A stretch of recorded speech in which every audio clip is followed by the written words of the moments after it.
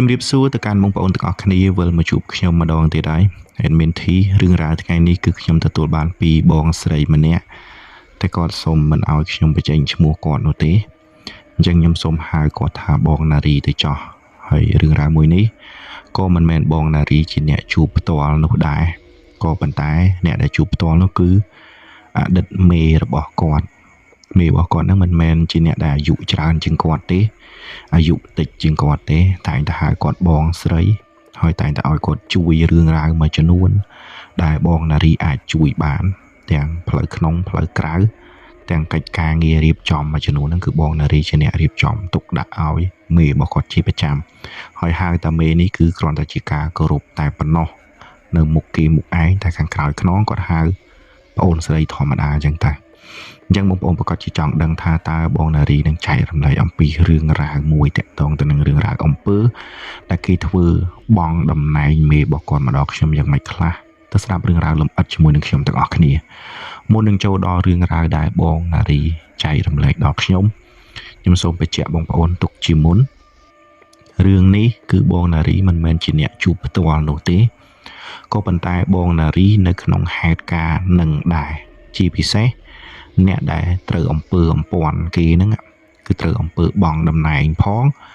និងអំពើស្នេហ៍ដែលគេឆក់យកប្តីរបស់គាត់ផងវាលាយឡំនៅក្នុងហ្នឹងបងប្អូនធ្វើឲ្យមេរបស់គាត់ហ្នឹងបាត់បង់គ្រប់យ៉ាងហើយបងណារីនៅក្នុងហេតុការណ៍ហ្នឹងគ្រប់សពបែបយ៉ាងទាំងអស់គ្រាន់តែថាកំឡុងឆ្នាំ2023ចូល24គាត់ក៏សម្រេចចាក់ចេញអំពីមេរបស់គាត់ទៅដោយសារតែនិយាយស្ដាប់គ្នាលែងបានលែងយល់អំពីគ្នាពេលខ្លះប្រហែលជាអំពើអំពាន់ហ្នឹងវាធ្វើទុកខ្លាំងបានចេះតែរករឿងចេញចោលទៅគាត់សម្រេចចិត្តថាចេញពីមេរបស់គាត់នឹងឯងនៅក្នុងឆ្នាំចុង2023យើងថា2024ចោះរកលោកជាលើកចុងក្រោយក៏សម្រេចចិត្តថាឈប់នៅជាមួយតែម្ដងតើឥឡូវយើងទៅដល់រឿងរ៉ាវដែលបងណារីចែកម្លែកវិញបងប្អូនប្រកាសជាឆ្ងល់ថាគាត់ដឹងគ្រប់សពបែបយ៉ាងដោយសារតែគាត់នៅផ្ទះជាមួយគ្នាទៅណាមកណីហ្នឹងគឺមេរបស់គាត់នាំទៅរហូតហើយពេលដែលគាត់ដឹងខ្លួនអញ្ចឹងគាត់និយាយប្រវត្តិចេះប្រវត្តិចោះឲ្យយើងបានដឹងអញ្ចឹងហើយបានធ្វើឲ្យបងណារីដឹងគ្រប់សពបែបយ៉ាងគាត់ថាវាមិនអស់សេចក្តីទាំងអស់ពេកនោះទេឥឡូវយើងចូលទៅដល់រឿងហ្នឹងតែម្ដងដើមហេតុចេញពីស្អីទៅជាស្អីធៀបទៅមេរបស់បងណារីហ្នឹងគាត់ជាអ្នកដែលកើតនៅក្នុងត្រកូលគ្រួសារមួយដែររៀងគួសមជាតកូលអ្នកដែលរស់ស៊ីហើយប្តីរបស់គាត់មិនមែនជាអ្នកដែលនៅក្នុងតកូលអ្នករស់ស៊ីនោះទេក៏ប៉ុន្តែគាត់មានចំណេះគាត់ខ្ពស់ខ្លាំងមែនតើកិច្ចការងារដែលបងណារីបើកហ្នឹងគឺបានប្តីគាត់ជាអ្នកជ្រុំជ្រែងនៅលើផ្នែកគំនិតតែផ្នែកហិរញ្ញវត្ថុគឺស្ថិតនៅលើបងស្រីដែលត្រូវជាមេរបស់បងណារីនឹងឯងអញ្ចឹងគាត់ក៏បានបើកក៏បានចាប់ដៃគ្នាការជាប្តីជាប្រពន្ធហើយអត់ទាន់មានកូននោះទេដោយសារតែទៅមកការថ្មីណាមួយអ្នកដែលរស់ស៊ីភាគច្រើនគឺពួកគាត់មិនចង់យកកូនទេបងប្អូនភាគច្រើនគាត់ពួកនឹងការរស់ស៊ីនឹងការមានបានខ្លាំងមែនតើអញ្ចឹងអត់សូវគិតគូររឿងអញ្ចឹងទេអញ្ចឹងគាត់ក៏បើក business មួយទៅ business មួយហ្នឹងគឺដូចនៅម្ដុំទួលគោកនឹងឯងខ្ញុំមិនប្រាប់ថា business ស្អីនោះទេប៉ុន្តែការងារមួយហ្នឹងគឺមានអតិថិជនច្រើនមែនតើអាគារដែលគាត់សាងសង់ច្រើនជាន់ច្រើនល្វែងហើយមានគេមកជួលគ្រប់សពបែបយ៉ាងធ្វើកិច្ចការងារគេអញ្ចឹងតាបងប្អូនដឹងប៉ុណ្ណឹងបានហើយអញ្ចឹងគាត់ថាធ្វើកិច្ចការងារហ្នឹងគឺគ្រប់សពបែបយ៉ាងហើយបន្ទាប់មកបានយកបងណារីនឹងឯងមកនៅជាមួយតែបងណារីគាត់មិនមែនជាអ្នកដែលស្គាល់គ្នាពីមុនទេក៏ប៉ុន្តែពេលដែលគាត់មកធ្វើកិច្ចការងារនៅនឹងត្រឹមតែជាអ្នកអនាម័យធ្វើម្ហូបអាហារទេក៏ប៉ុន្តែបងស្រីដែលត្រូវជាមេរបស់គាត់ហ្នឹងគឺ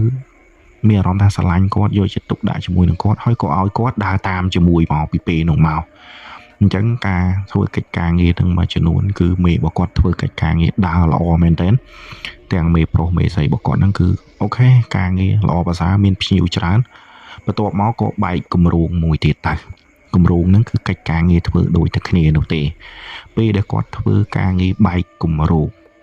ក៏បានចេញនៅវត្តមានស្ត្រីម្នាក់ទៀតខ្ញុំនិយាយពីប្រវត្តិស្ត្រីម្នាក់ហ្នឹងតិចបងណារីស្គាល់ច្បាស់ដោយបាត់ដៃ ពីព្រោះស្ត្រីម្នាក់ហ្នឹងគឺជាអតីតមិត្តរួមថ្នាក់មេស្រីនិងមេប្រុសរបស់គាត់នឹងឯងពីមុនគាត់រៀនជាមួយនឹងគ្នាហើយបើតាមមេស្រីរបស់គាត់និយាយរៀបរាប់ប្រាប់ថាពួកគាត់ជាមិត្តភ័ក្តិនឹងគ្នាពីរនាក់អញ្ចឹងគឺមេប្រុសរបស់គាត់សម្រេចចិត្តថាស្រឡាញ់មេស្រីរបស់គាត់ហើយម្នាក់ស្រីហ្នឹងក៏ធ្លាប់មានអារម្មណ៍ល្អជាមួយនឹងមេប្រុសរបស់គាត់ដែរអានេះលុចស្នេហាកលាប់ចាក់អញ្ចឹងបងប្អូនប្រៀបដូចជាម្នាក់ប្រុសហ្នឹងស្រឡាញ់កអញ្ចឹងទៅតែម្នាក់ខមកស្រឡាញ់ម្នាក់គោជាម្នាក់ប្រុសហ្នឹងទៅរបៀបបែបហ្នឹងបងវល់ពេញហ្នឹងទៅហើយមេរបស់បងនារីក៏បានដឹងថាមិត្តភក្តិរបស់គាត់លួចស្រឡាញ់មេប្រុសដូចគ្នាកាលហ្នឹងនៅជាមិត្តរួមថ្នាក់ជាមួយនឹងគ្នាទេប៉ុន្តែគាត់លួចស្រឡាញ់គ្នាអញ្ចឹងឯងហើយមេរបស់បងនារីក៏គាត់អត់មកអត់កអីដែរដោយសារតែបរិះមិនដឹងស្រឡាញ់គាត់ដោយ private មិនឲ្យមិត្តភក្តិគាត់ដឹងហើយក៏គាត់តាមតាណាទៅរហូតដល់ពួកគាត់រៀនចប់មានកិច្ចការងារ business រៀងខ្លួនហើយក៏ចាប់ដៃគ្នារៀបការជាមួយនឹងគ្នាទៅអញ្ចឹងមិត្តភក្តិរបស់គាត់ហ្នឹងក៏មិនសូវសប្បាយចិត្តប្រហែលដែរនៅពេលនោះត្បិតថាការមិត្តភក្តិមកចូលរួមអីធម្មតាទេក៏ប៉ុន្តែគាត់មិនសប្បាយចិត្តនឹងអ្វីដែលយើងទទួលបានមនុស្សប្រុសម្នាក់នឹងធ្វើជាប្តីជាប្រពន្ធទេអញ្ចឹងហើយក៏ធម្មតាទៅយើងក៏បានរាប់អានគ្នាធម្មតាទៀតក៏មិនគិតថាគាត់នៅមានចិត្តគុំគួនយ៉ាងម៉េចដែរណាយើងក៏បានធម្មតារស់ស៊ីជាមួយគ្នារហូតដល់មេរបស់បងនារីនឹងមកបើក business នឹងឯងបើក business នឹងហើយសាខាទី1ជោគជ័យមនុស្សច្រើនក៏ទៅសាខាមួយទៀតទៅសាខាមួយទៀតហ្នឹងគឺគាត់បើកហើយអត់មានអ្នកគ្រប់គ្រងក្រោយពេលដែលអត់មានអ្នកគ្រប់គ្រងក៏មានបំណងឲ្យប្តីជាអ្នកគ្រប់គ្រងប៉ុន្តែប្តីរបស់មេគាត់ហ្នឹងមេប្រុសគាត់មានការងារគាត់ផ្សេងមួយទៀតគំនិតគាត់ជួយយោបល់ឲ្យអញ្ចឹងហើយមានបងប្អូនគាត់មកធ្វើកិច្ចការងាររដ្ឋបាលនឹងមួយចំនួនអញ្ចឹងណាបងប្អូនអញ្ចឹងមេប្រុសរបស់គាត់គឺអត់ព្រមលះបង់ការងារនោះទេការងាររដ្ឋធំបងប្អូនអញ្ចឹងគាត់អត់ព្រមលះបង់ទេគាត់គ្រាន់ជួយផ្ដល់គំនិតគិតគូរឲ្យអញ្ចឹងទៅដល់ពេលអញ្ចឹងសាខាមានមួយទៀតយើងក៏អត់ដឹងថាទៅពឹងពាក់ឬក៏រនណាកាន់ដែររបងប្អូនយើងកាន់គឺចំណេះគាត់អត់ដល់អាការងារអត់ទាំងហ្នឹងក៏ស្រាប់តែលេចវត្តមានមិត្តភក្តិរបស់គាត់មកពេលដែលយើងមានកម្រងអស់ទាំងហ្នឹងគាត់ក៏ដឹងគាត់ក៏មកនិយាយចុះនិយាយឡើងគាត់ក៏សុំដាក់កម្រងចូលជាមួយដាក់កម្រងមានភាគហ៊ុនគាត់អីតិចតួចជាមួយហ្នឹងទៅយើងក៏ឲ្យគាត់កាន់កម្រងមួយហ្នឹងទៅភាគហ៊ុននៅកន្លែងហ្នឹងទៅហើយពេលធ្វើហើយគាត់ជាអ្នកកាន់នៅហ្នឹងមានបុគ្គលិកអីគាត់ដាក់ខ្លួនគាត់កាន់គ្រប់គ្រងអីអញ្ចឹងណាបងប្អូនគឺបែបហ្នឹងអញ្ចឹងការងារក៏ដើរទាំងពីរនេះរៀងខ្លួនអញ្ចឹងទៅហើយបញ្ជាក់បន្តិចថាមេប្រុសរបស់គាត់ទៅមើលសាខាទី1ទី2ហ្នឹងគឺចេញចូលរហូតជួបជាមួយមេស្រីគាត់វិភាសាអញ្ចឹងចេះទៅចេញពីហ្នឹងគឺទៅវិភាសាជាមួយនឹងមិត្តភក្តិរបស់គាត់ដែលរាប់អានគ្នាពីរៀននោះដែលគេកាន់កម្រងមួយទៀតហ្នឹងគឺទៅជួបគ្នានឹងឯងអញ្ចឹងពេលដែលចូល office វាច្រើនតែ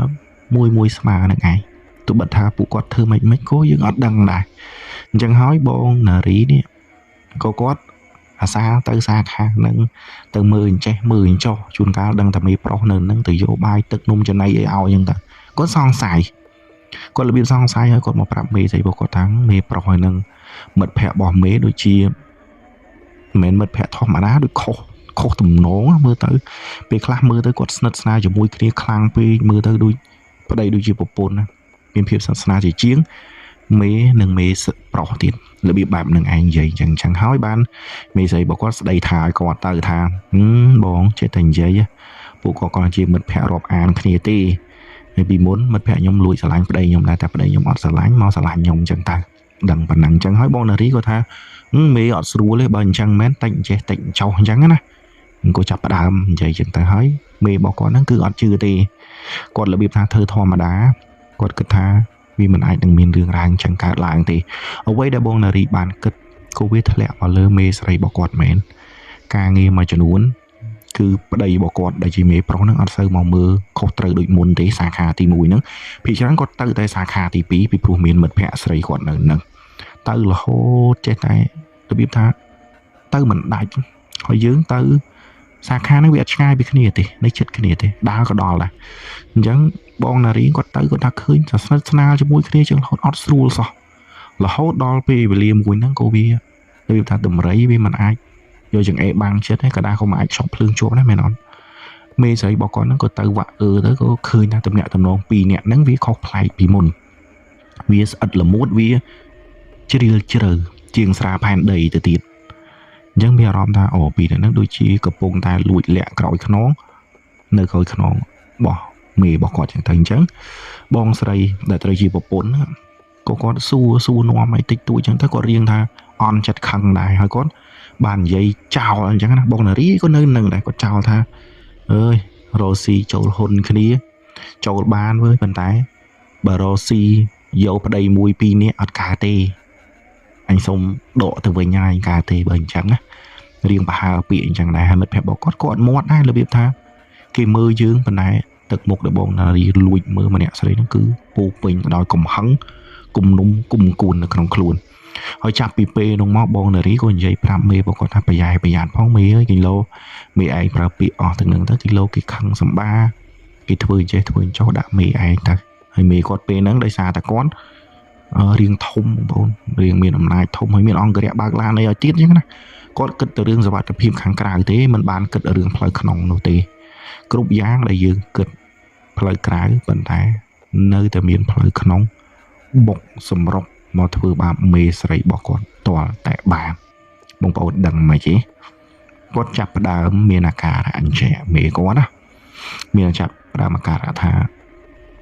ការងារគាត់លែងចង់ធ្វើបើគាត់មកអូហ្វីសភាគច្រើនគាត់មកគេងអូហ្វីសអញ្ចឹងទៅការងារខ្លះបដោយឲ្យកូនចៅដែលត្រូវជាបងប្អូននឹងមើលទៅគម្រោងខ្លះវាចេះទៅប៉ាតណាប៉ាតណីជារួមទៅគឺគាត់គិតតែពីគេងនៅក្នុងអូហ្វីសទេដែលបងនារីគាត់ព្យាយាមគោះទ្វារព្យាយាមហាវឲ្យពិនិត្យកិច្ចការឯកសារអីចឹងជួនកាលគាត់មិនមើលទេត្រូវប្រឌិតវាយត្រាផុសទៅសញ្ញេឆ្វាច់ទៅឲ្យបងនារីតែបញ្ជាក់ថាបងអូមេថៃបានមេមិនពិនិត្យឯកសារទៅយកกระดาษហ្នឹងមិនចេះតែ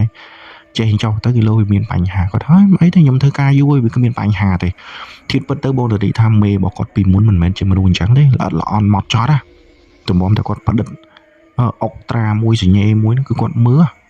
គម្រោងកិច្ចការងារលុយមិនហ្នឹងគឺគាត់មើលប៉ុន្តែពេលហ្នឹងគឺគាត់អត់ខ្វល់ហើយក្រុមហ៊ុនដើរអត់សូវល្អប្រហែលទេដោយសារតែគាត់អត់សូវខ្វាយខ្វល់ហើយមួយទៀតមេប្រុសរបស់គាត់អត់សូវមកសាខាទី1ហ្នឹងទេភាគច្រើនទៅតែសាខាទី2ហ្នឹងដើម្បីណែបនិតល្អប្រសើរជាមួយនឹងម្នាក់ស្រីដែលជាមិត្តភក្តិរបស់គាត់នឹងឯងអញ្ចឹងបងនារីក៏បានដឹងគ្រប់សពបែបយ៉ាងនិយាយប្រាប់មេរបស់គាត់តែមេគាត់លែងសូវខ្វល់គាត់ថាមិនអីទេជឿជាក់លើប្តីគាត់មិនអាចមានរឿងទំនាក់ទំនងអីជាមួយនឹងម្នាក់ស្រីនឹងបានទេចេះតែជឿជាក់អញ្ចឹងណាភាពជឿជាក់របស់មេស្រីរបស់គាត់នឹងហើយគឺជារឿងរ៉ាវមួយដែលយើងធ្វេសប្រហែសអញ្ចឹងគេកាន់តែស៊ីជម្រៅជាមួយនឹងគ្នាមុខជំនួញខ្លះគេយកឯកសារយកអីមកយើងហ្នឹងគឺបានន័យថាយើងផ្ទេរអភិហ៊ុននឹងឲ្យគេណាផ្ទេរភិហ៊ុនស្អីនឹងឲ្យប្តីឲ្យម្នាក់ស្រីហ្នឹងគឺមេគាត់អត់បានមើលអីទាំងអស់ជារួមទៅគឺនៅក្រោមអ្វីដែលគេប្រកបបជាដូចពេលហ្នឹងមិនដឹងថាជាស្អីឲ្យពិតប្រកបទេដែលគេធ្វើមកលើមេរបស់គាត់អញ្ចឹងបងស្រីបងនារីគាត់ឃើញថាមេគាត់ដូចជាស្លុងអារម្មណ៍មែនតើការងារគាត់នៅលែងជាប់នឹងដៃអារម្មណ៍គាត់លែងគិតហើយមុខជំនួញមួយចំនួនគឺត្រូវបានប្តីហើយនឹងម្នាក់ស្រីនឹងឃុំក្រងហើយទាំងសាខាទី2បន្ទាប់មកបកមកសាខាទី1គឺគេឃុំក្រងគ្រប់សោះបែបយ៉ាងចំណែកមេរបស់គាត់មកតែអូហ្វីសមកដេកទេមករយៈក្រោយមកបងនារីគាត់តឹងចិត្តពេកមានអារម្មណ៍ថាមេរបស់គាត់ថៃបានអញ្ចឹងហើយកិច្ចការងារមួយចំនួនគឺវាចាប់ដើមធ្លាក់មែនតើហើយអតិថិជនដែលធ្លាប់មកពេញកន្លែងគាត់បែរទៅជាដាច់ជួនកាលមកជួនកាលអត់ទាំងសាខាទី1ទី2ហ្នឹងគឺចាប់ដើមអស់មនុស្សមកអញ្ចឹងចេះតែពិបាកចុះពិបាកឡើងកូមេគាត់សម្រេចចិត្តថាចង់លក់ភាគហ៊ុនក្រុមហ៊ុនអាទី1នឹងអាទី2នឹងចេញទុកអាទី1ក៏ប៉ុន្តែទៅរៀបឯកសារមើលចុះមើលឡើងគឺគាត់បានផ្ទេរភាគហ៊ុននេះឲ្យប្តីឲ្យទៅម្នាក់ស្រីនោះកាន់កាប់ម្នាក់ស្រីនោះមានភាគហ៊ុនដែរណាខ្ញុំអត់ច្បាស់ថងនឹងទេបងប្អូនបងនារីក៏អត់ច្បាស់ដែរដឹងត្រឹមថាគេយកអាភាគហ៊ុនហ្នឹងយកបានចឹងទៅហើយទៅប្តឹងទីមកពីព្រោះជាឈ្មោះប្តីរបស់យើង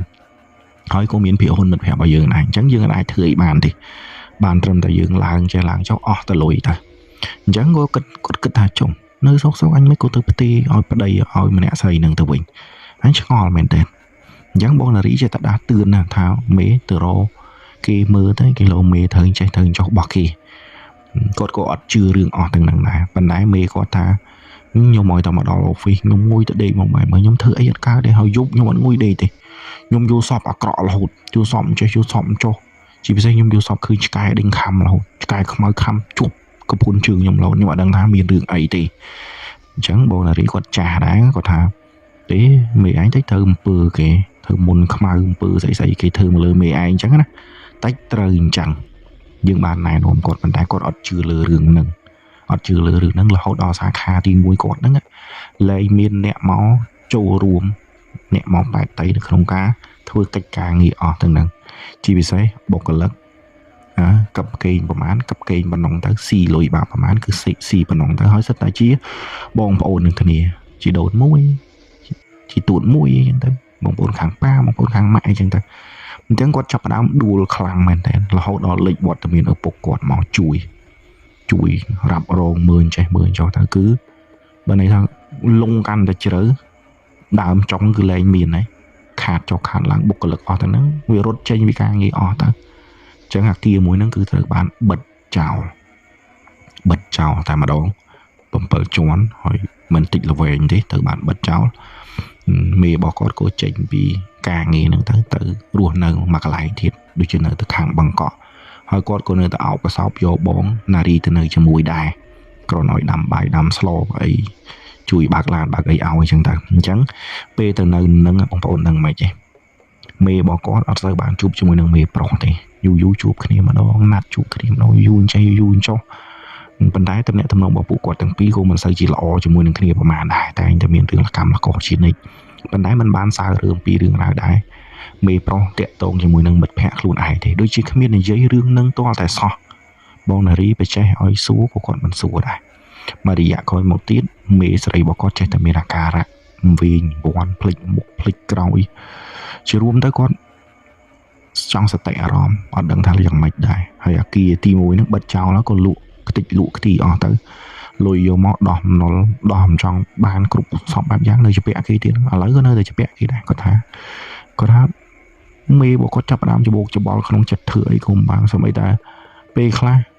តែបើកឡានជំនួសដៃគាត់បន្តិចហ្នឹងក៏រៀងពិបាកដែរហ្នឹងមេគាត់គឺអញ្ចឹងឯងអញ្ចឹងបងនារីគាត់មិនសុខចិត្តទេគាត់គិតថាមេគាត់អាចជាត្រូវអំពើគេគាត់ក៏ទៅស្គាល់គ្រូឯណាទេនោះទៅរកគ្រូនឹងមកដើម្បីឲ្យជួយមើលថ្ងៃខែឆ្នាំកណ្ដាលទៅថាមេរបស់គាត់ទៅអំពើគេអញ្ចឹងតទៅរកគាត់មកដោះអំពើអំពាន់អីចឹងដែរប៉ុន្តែកំឡុងពេលនោះមេគាត់អត់ជឿរឿងអស់ទាំងហ្នឹងហើយក៏នាំគាត់មកដោះអំពើអំពាន់គ្រូនឹងអត់បានដែរប៉ុន្តែបងនារីក៏មិនប្រឈប់ទៅនឹងដែរលួងលោមមេរបស់គាត់ឲ្យមកវត្តមួយកន្លែងវត្តស្ទឹងមានជ័យមានព្រះសង្ឃមួយអង្គកាលពីប្រហែលឆ្នាំមុនហ្នឹងគឺលោកប៉កែមែនតើគាត់ភ្លេចគាត់ហើយក៏នាំមកបងស្រីម្នាក់ហ្នឹងគឺគាត់មកដោយសារតែយើងនិយាយថាទៅស្រោចទឹកស្រោចអីដាក់ចង្ហាន់លោកអីអញ្ចឹងរបៀបអញ្ចឹងគាត់ចូលចិត្តធ្វើបុណ្យដែរអញ្ចឹងក៏នាំមកឲ្យព្រះសង្ឃស្រោចទឹកស្រោចអីឲ្យព្រះសង្ឃមើលទៅគឺឃើញថាបងស្រីដែលត្រូវជាមេរបស់បងនារីហ្នឹងគាត់បានត្រូវអំពើគេហើយអំពើហ្នឹងអត់មានណាឆ្ងាយទេគឺអ្នកដែលស្គាល់គ្នាគៀកបំផុតគេដាក់ហ្នឹងគឺជាអំពើបងតំណែងផងហើយមានត្រូវអំពើស្នេហ៍គេទៀតអំពើស្នេហ៍គេដាក់យកប្តីគាត់គេដាក់យកប្តីរបស់គាត់នឹងឯងអញ្ចឹងហើយគឺលោកមើលឃើញបែបហ្នឹងបងស្រីដែលត្រូវជាមេរបស់បងនារីគាត់ភ្ញាក់ខ្លួនព្រឺនភ្ញាក់ខ្លួនដូចខ្មោច7ថ្ងៃចឹងប្រសងជះទឹកជះអីហើយគាត់ថាចុំ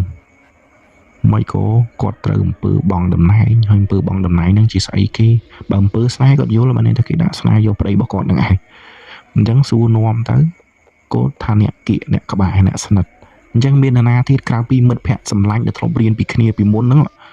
ដែលគេស្រឡាញ់ប្តីយើងដែរតែប្តីយើងមិនស្រឡាញ់គេមកយកមេរបស់បងនារីធ្វើជាប្តីហ្នឹងអត់មាននរណាឆ្ងាយគឺអ្នកនឹងហើយគាត់ដឹងដែរអញ្ចឹងលោកក៏ចាប់ផ្ដើមថាចេះញោមឯងត្រូវអំពើបងតំណែងហើយអញ្ចឹងញោមឯងត្រូវតែរកវិធីរូបសពបែបយ៉ាងនៅក្នុងការសង្គ្រោះញោមឯងមកវិញស្រោចទឹកពាក់ខ្សែស្អីនឹងមកវិញដើម្បីឲ្យញោមឯងឡើងរាសីវិញហើយមិនមែនងាយស្រួលទេអំពើមួយហ្នឹងគេដាក់ឲ្យញោមឯងអស់ខ្ទេចអស់ខ្ទី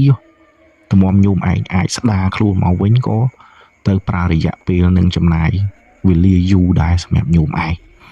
អញ្ចឹងអាត្មានឹងជួយញោមឯងតាមនឹងលុះត្រាតែញោមឯងជួយខ្លួនឯងដែរ ប្រសងក៏បានស្រោចទឹកស្រោចអីពាក់ខ្សែឲ្យគាត់អញ្ចឹងលោកចេះតែណាត់ថ្ងៃម្សិលមកម្ដងចាប់ពីពេលនោះមកមេរបស់គាត់ក៏ចាប់ផ្ដើមស្រស់ថ្លាស្រស់ស្រាយមុខឡើងវិញ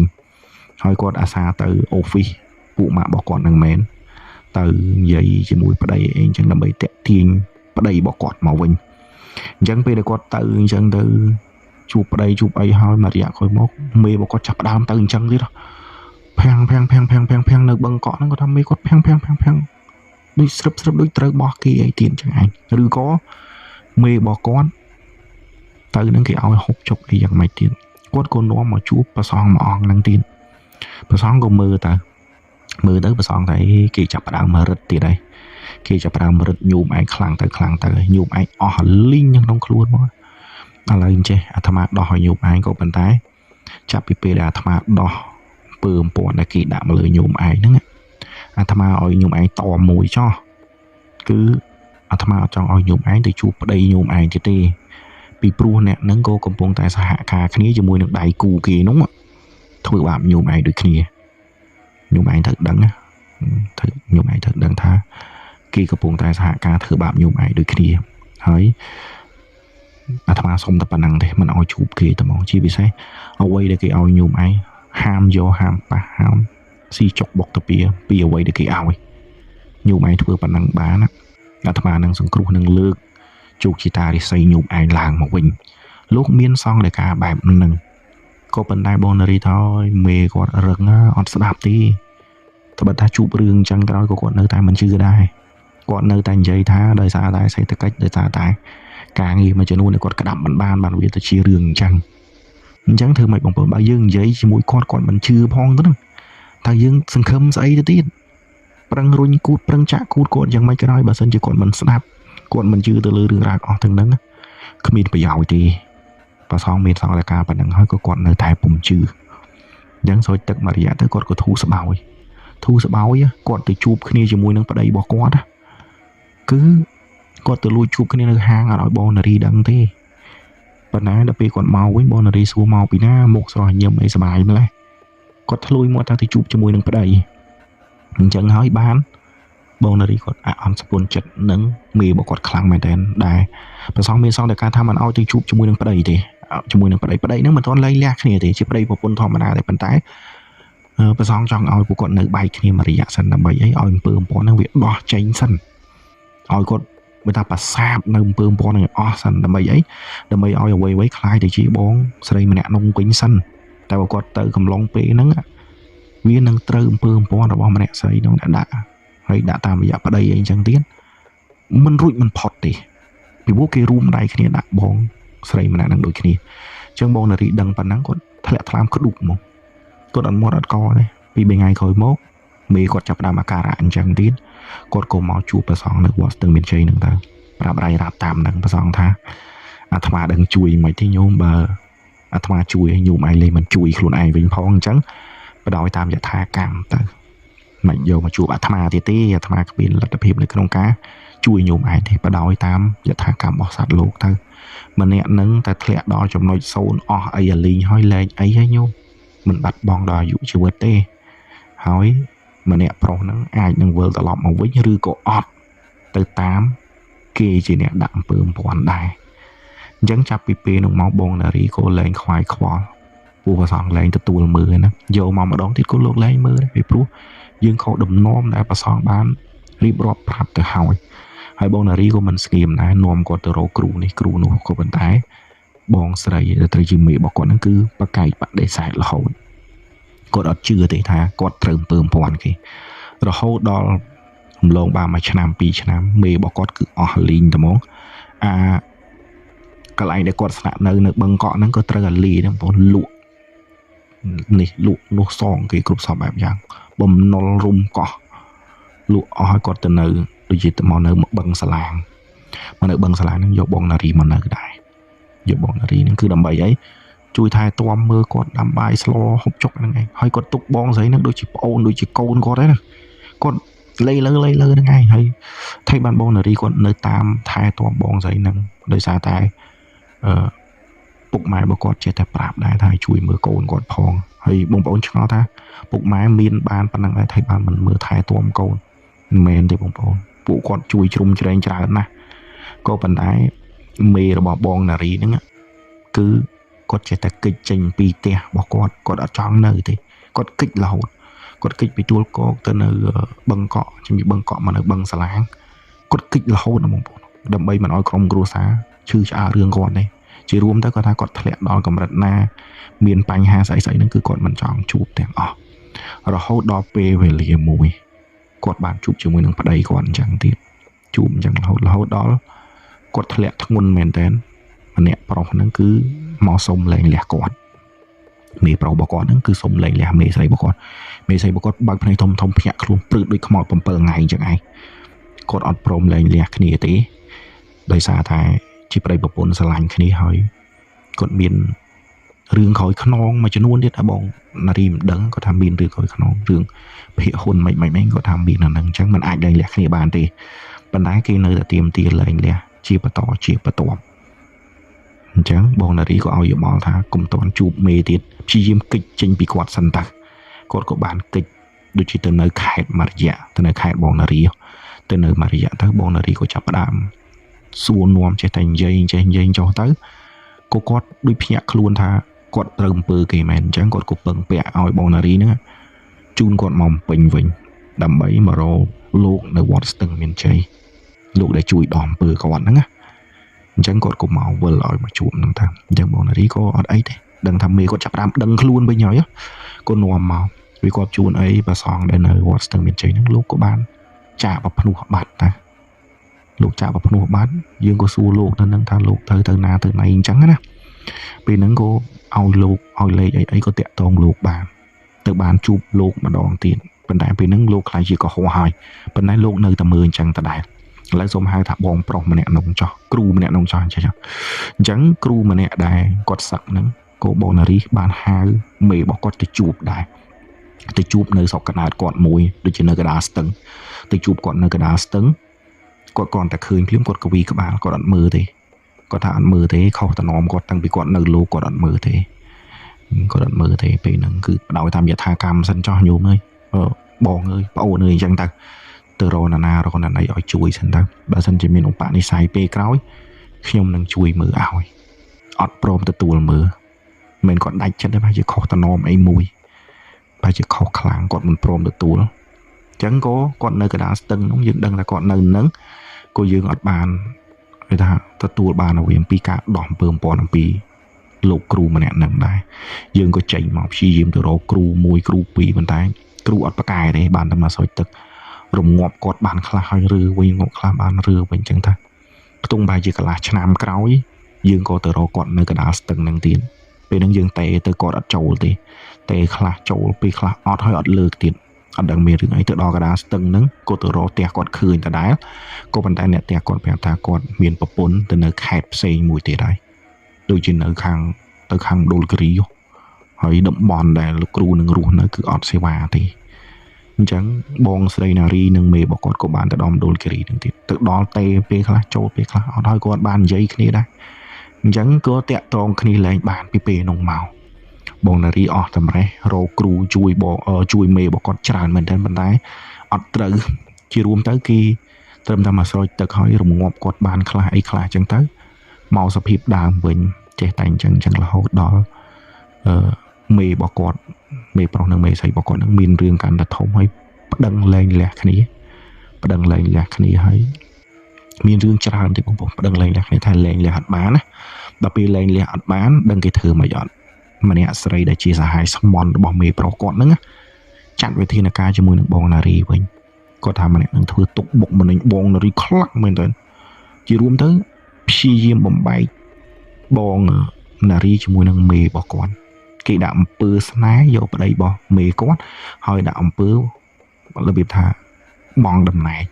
បន្ទាប់មកគេរកគ្រូដាក់អំពើទៀតគឺដាក់ឲ្យបងដែលត្រូវជាមេរបស់បងនារីហ្នឹងស្អប់បងនារីថាពេលហ្នឹងគឺមែនមេស្រីរបស់គាត់នៅសុកស្អប់គាត់សុកដេញគាត់ចេញពីផ្ទះវិចឲ្យវាយបានបោះចេញទៅហើយគាត់ចេញទៅមិនដឹងទៅណានៅតែតោមកវិញដេញទៅទៀតមកដេញបងនារីសួរបញ្ជាក់ថាមេឯងច្បាស់អត់ដេញអញ្ចឹងខ្ញុំអ ត់ចង់ចេញណាហើយគាត់តាក់ទងទៅប៉ារបស់មេស្រីគាត់ទៀតថាមេស្រីកាន់តែធ្ងន់ហើយឥឡូវប្រហែលជាគេមិននឹងដាក់អំពើស្អីមកលើគាត់ទៀតទេគាត់ចាប់ផ្ដើមដេញខ្ញុំមិនឲ្យរស់នៅជាមួយទេអ៊ំមើលពូអើយអញ្ចឹងណាអញ្ចឹងគាត់ថាដឹងធ្វើម៉េចទេប្រហែលជាបដ ாய் តាមយថាកម្មទៅហើយគម្រោងដែលត្រូវលែងលះគ្នាជាមួយនឹងប្តីហ្នឹងវាអាចនឹងត្រូវលែងលះគ្នានៅថ្ងៃណាមួយក៏អាចថាបានដែរអញ្ចឹងបងនារីក៏អស់សិទ្ធនៅជាមួយនឹងមេរបស់គាត់ក៏បានបដិញគាត់ចេញទៅដោយសារកំហឹងមិនដឹងកើតឡើងដោយសារអីប្រហែលជាគេដាក់អំពើអំព័ន្ធហើយពីព្រោះម្នាក់ស្រីនឹងអាសាគម្រាមបងនារីដែរតែបងនារីមិនខ្វល់មិនខ្វាយដោយសារមានច្បាប់មានទេហ្នឹងបងប្អូនយើងចេះតែធ្វើអីគេខុសទៅនឹងជាប់គុកបាត់លើណាអញ្ចឹងគេប្រើមុនខ្មៅហ្នឹងដើម្បីផ្ដាច់បងនារីជាមួយនឹងបងស្រីម្នាក់ហ្នឹងឲ្យចាក់ឆ្ងាយពីគ្នាបងនារីពេលអញ្ចឹងគាត់ទៅស្រុកកណើតគាត់វិញធម្មតាទៅចាប់ពីពេលនោះមកដល់ឥឡូវគឺគាត់បានផ្ដាច់ទំនាក់ទំនងជាមួយនឹងមេរបស់គាត់បច្ចុប្បន្នហ្នឹងដូចជា2ឆ្នាំហើយដូចជាឆ្នាំ2024ដល់ឥឡូវហ្នឹងគឺគាត់លែងមានទំនាក់ទំនងជាមួយមេគាត់ហើយតែនៅតែតាមដាន account Facebook profile ស្អីអញ្ចឹងដដែលមិនដឹងថាពួកគាត់បានលែងលះគ្នាហើយឬក៏យ៉ាងម៉េចឬក៏គាត់ជួបជុំគ្នាវិញហើយឬក៏មិនឬក៏មេគាត់ទៅរកគ្រូរកម៉អីមើលគាត់ជាហើយយ៉ាងម៉េចក៏បងនារីអត់ច្បាស់ត្រង់នឹងដែរគាត់ថាបច្ចុប្បន្នហ្នឹងប្រហែលជាគាត់បងអស់លីងលុតដោយសារតែគេធ្វើអំពើបងតំណែងដាក់ស្នេហ៍ឲ្យសងបងនារីហ្នឹងមកលើមេរបស់គាត់នឹងឯងចឹងរឿងរបស់បងនារីមានតែប៉ុណ្្នឹងទេបងប្អូនហើយ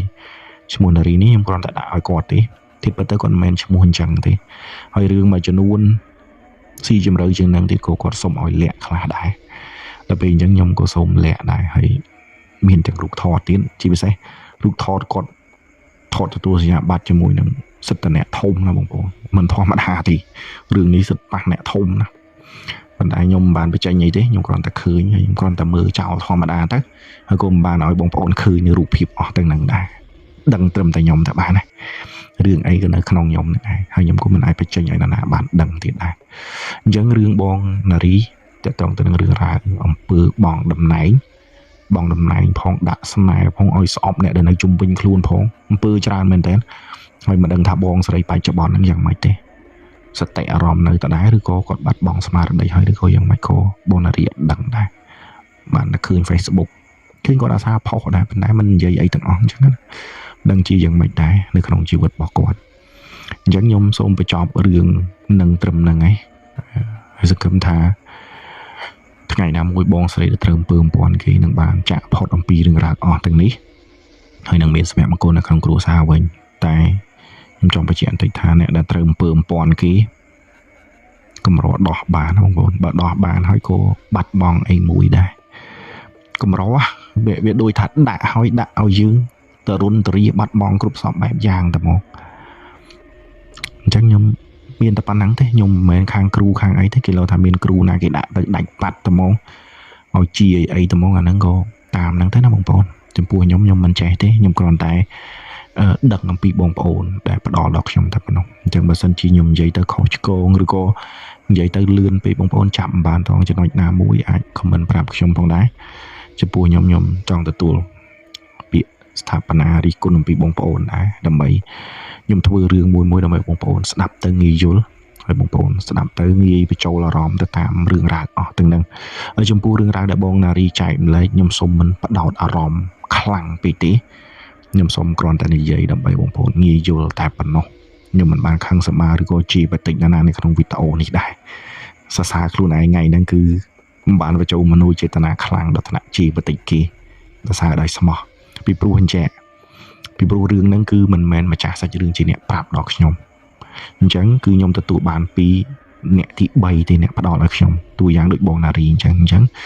អារម្មណ៍ដែលគាត់ផ្ដល់ឲ្យខ្ញុំគឺប៉ុណ្ណឹងខ្ញុំបញ្ចូលប៉ុណ្ណឹង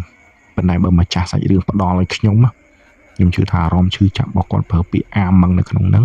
អារម្មណ៍ដែលខ្ញុំនិយាយគឺក៏វាតាមនឹងដែលគាត់ផ្ដល់ឲ្យខ្ញុំដូចគ្នាតែដឹងអារម្មណ៍ខ្ញុំគឺអញ្ចឹងឯងចំពោះគេផ្ដល់ឲ្យខ្ញុំអ្នកទី3ផ្ដល់ឲ្យខ្ញុំគឺអារម្មណ៍ប៉ុណ្ណឹង